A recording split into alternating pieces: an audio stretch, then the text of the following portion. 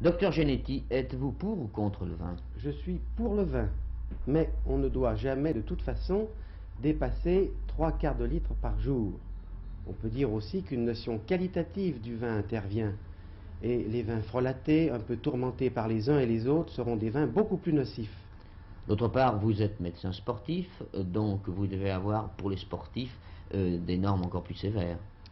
Les sportifs peuvent boire du vin, même en période de grande compétition et même s'ils ont la classe internationale, mais du vin en quantité très restreinte pendant les repas seulement.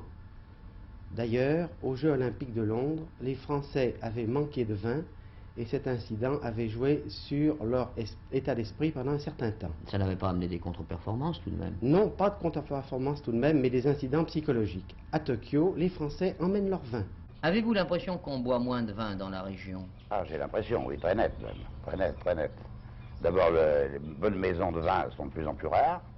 Tous les anciens bistrots où on était vraiment recommandés pour le vin ont disparu. Et puis d'un autre côté, la jeunesse n'en boit pas.